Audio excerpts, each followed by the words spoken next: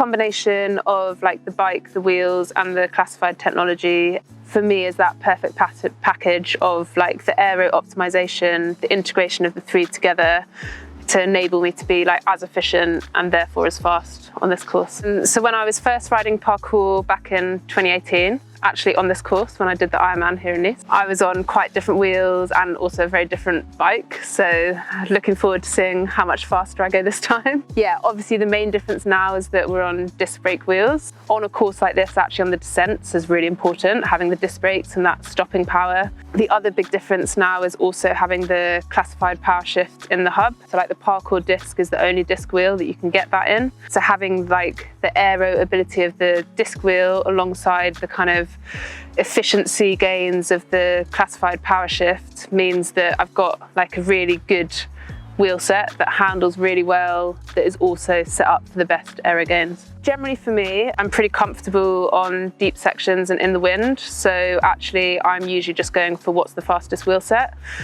If it was like really gusty or I don't know, like even more mountainous or like steep, I would maybe consider weight as a factor of wheels, but actually because a lot of the gradients here are not that steep, for me still just going for the fastest wheel set, which is the Chrono Max with the disc, is how I've picked it. So I have all of my wheels set up with the same disc rotor on, so it's very easy to just switch wheels in and out. Training wise, I'm generally on like one of the, I guess, like shallower wheels. So actually one of my favorites at the moment is the Pinigua, just it's like nice, solid, all-round wheel. I can even, if I really want, put my gravel tires on if I'm doing some gravel biking, not on the TT bike. But yeah, I think like for training, actually I'm much more looking at what's the wheel set that I can put like the widest tires on. Like actually the last couple of years I've been training on 32mm tires. So all the parkour wheels actually are set up to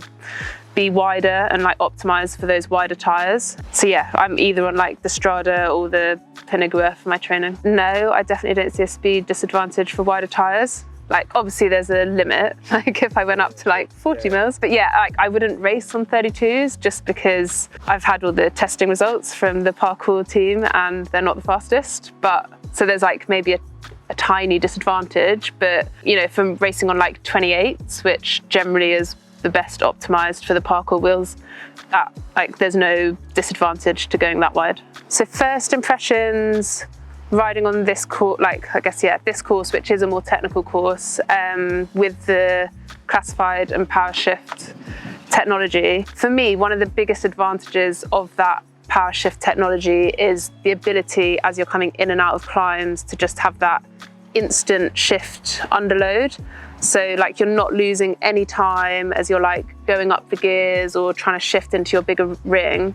You're literally like coming, say you're going pretty fast out of a descent straight into a climb, you're just like instantly you're back into that lower gear, pedaling straight away. For me, like the efficiency of just instantly being able to keep your speed and keep your sort of rhythm and the power down is like really valuable on a course like this.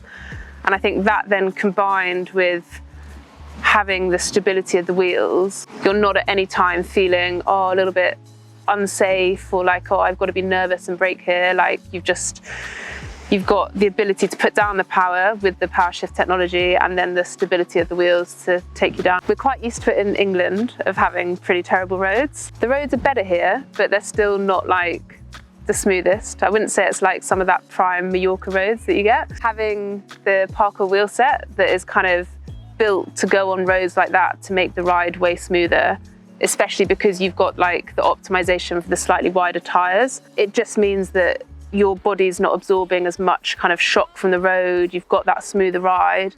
So then when you come off to run, like you feel a bit more relaxed, like you haven't had to tense as much because you're feeling like not as stable on the roads. So yeah, for me, it's really important that you have that smoother ride to then be able to run better off it.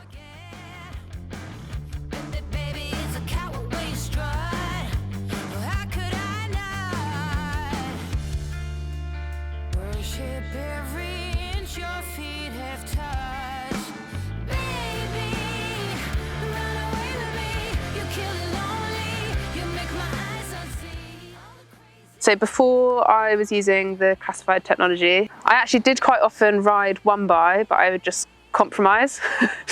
So for example, when I did Helvellyn in, I can't remember what year it was, I was on a 54 one by, and riding up the struggle was quite hard, and lots of people thought I had a mechanical because obviously I was going at like 45 RPM. So that was kind of wrong gear choice from me, but I often felt like even in like a more normal race, I quite liked having the one by from an aero perspective. So I would often just compromise a bit on the gear ratio and just grind it out when I had to on the hills. I'd even say like a course like Kona, for example. So like previously I've raced that on a 54 one by with probably, I think I would have had like a 3210 on the back. To get up Palani, like that's still quite hard work in that gear ratio. Whereas last year with the classified technology, I was on a 58 one by that had the ability to go down into that like much better gear ratio to get up Palani, but then still had all of those top end gears for all the really fast like slightly downhill sections.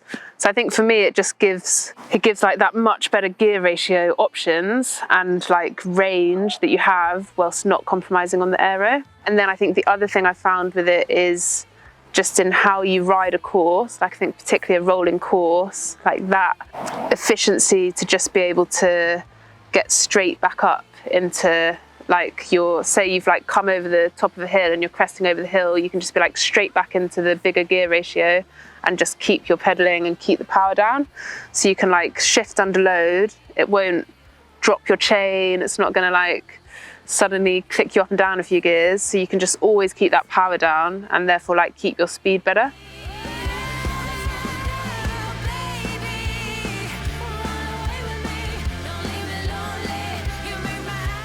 Yeah, so the Argon 18 E119, the way that it's been designed to be like so optimized for aero just means that I'm confident that when I've made my position the best on the bike, everything on the bike is also the best to be as aero and fast as possible. So it's like all the little touches from like the integrated disc brakes, which I don't think any other bike's got, but they're optimized to be as aero as possible. So even though you've got disc brakes and you have the advantage of the better stopping power, you're not losing as much as sort of traditional disc brakes lose of the aero side of things.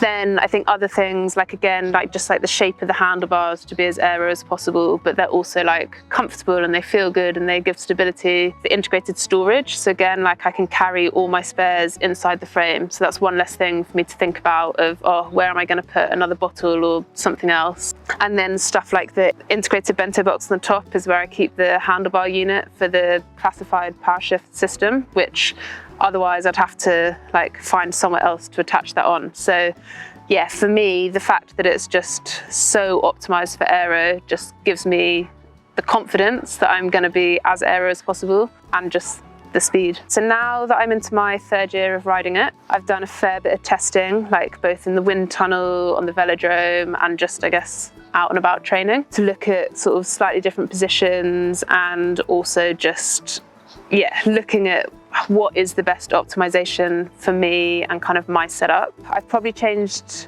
my position at the front end just a little bit, just not so much in terms of where it is, but I think a little bit in terms of like the reach and how far forward I am and like where my arms are positioned, just to get the kind of comfort alongside the aero. I've played around a little bit with bottles. Like I found actually from an aero perspective, for me, having like an aero bottle in the frame and one in between my arms is the best. So having one behind me actually isn't the best for racing.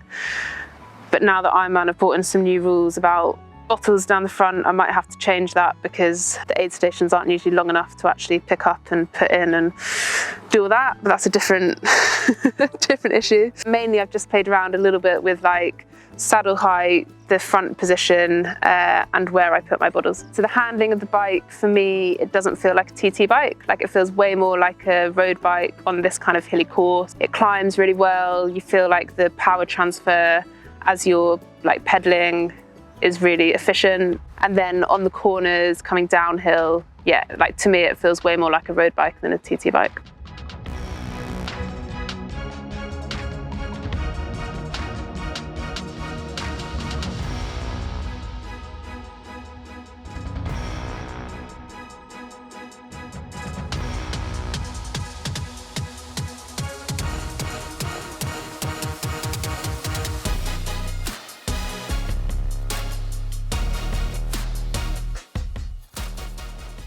One of the most surprising things when you first try the classified system is how instant it is when you shift. So when you press that button, it's literally straight in.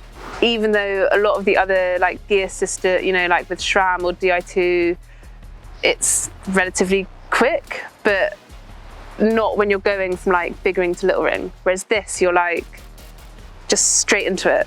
Yeah, it's hard to describe without just saying it. It instantly shifts, and it's very surprising when you first do it, because you're not, even though you're expecting it to be sort of quick, it's quicker than you're expecting it to be. So it's easy enough to switch hubs that I can do it, which, if you know my level of mechanics, I think that's quite a good test. My level of mechanics is pretty terrible. I can do the basics. I don't really enjoy it, but I can do most of the basics. Yeah, I have successfully transferred a lot of hubs now from the wheels. Yeah, it's probably I reckon it's a 10-minute job to switch a hub, which is probably about the same, I'd say, as switching a cassette. Super easy, works well. Ooh, cassette of choice. I think for this course, I'm potentially going to go with 3411, just to give me that, because I'm going to go 58 on the front. I think if I go 3411 on the back, it gives me just that extra little gear to have, so that if I need a little rest on the hill, I can have a little bit more of a rest. So yeah, I think it took me the first few rides on it, I was like, oh, I don't really know how this is going to feel, what it's going to do.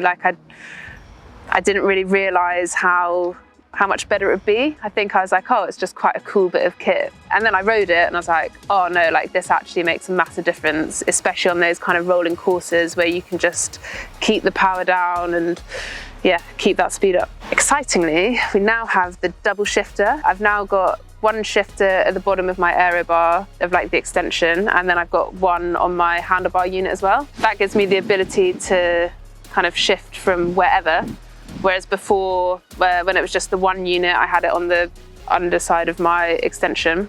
So yeah, so I've got the shifter, one on the base bar, one on the aero bar, then I've got the handlebar unit in my little bento box on the Argon 18, and then you've obviously got the through axle that goes through the wheel. So obviously the main advantage of a 1x over a 2x is the aero gains of not having the 2x, but then there's all sorts of other gains as well. So one of them is less risk of dropping your chain, because obviously you're not shifting from big ring to little ring. There's also, because of the gear ratio and the range that you've got, you're also less likely to be sort of cross-chaining, because you're not going to be at those upper extremes as much, because you've got that range. Mainly it just makes me feel really hardcore.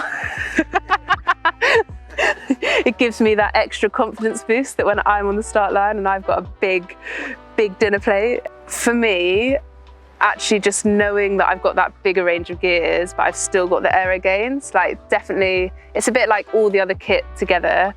It gives me that confidence that I've got some of the best kit. I've got that upper range of gears that I know some of the other women I'm racing won't, because they've not got the technology to give it to them. So yeah, it mainly just gives me that confidence on the start line that I've got the best setup.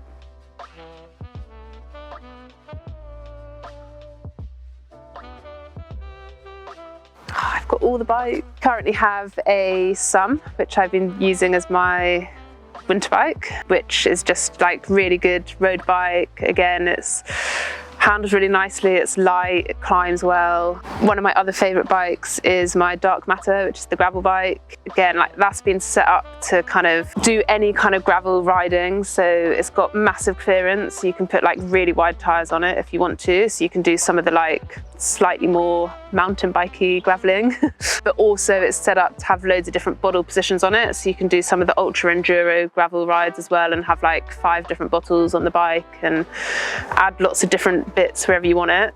And then I haven't ridden it yet, but I have a Sun Pro waiting for me at home, which is a marginal upgrade on my road bike, which this year, actually what's going to be quite interesting is when I initially got my Sum, I had it as an extra small because I thought that was going to be the right size. I didn't realise initially that the Argon 18 extra small still fits normal wheels, which a lot of brands that make frames that small, you have to go down to a 650 wheel set, which is obviously a complete pain. Sorry to anyone who has that. But whereas with the Argon 18 extra small bikes, obviously for someone like me who's quite short and especially has like very short legs, like I think a lot of bikes you can get away with them being a bit bigger if you've got longer legs, but having that standover height. So the extra small gives me that better standover height, but I'm not having to compromise on getting smaller wheels. So yeah, so I'm really excited to get back and get on that. I've got the extra small in the dark matter because initially when I was talking to Argon 18 last year to get my new bikes, they said to me, they're like, oh, did you know we've got an extra small? And I was like, oh no, I actually didn't. And they're like, you can have it and it's got the same wheels. So yeah, and that's been a really like much better size for me on the gravel bike. Yeah, looking forward to trying the road bike in that size. So for the gravel racing, the dark matter's been really good. I think, like I said, it handles really well. It's got the clearance for different wheels. I can add bottles where I want the bottles. But because it's also got that, like it's got the stiffness, but it also has enough give so that on the gravel, like you're not just absolutely pounding your body of like every single little shake. So yeah, for me, it's like just a really, really great gravel bike.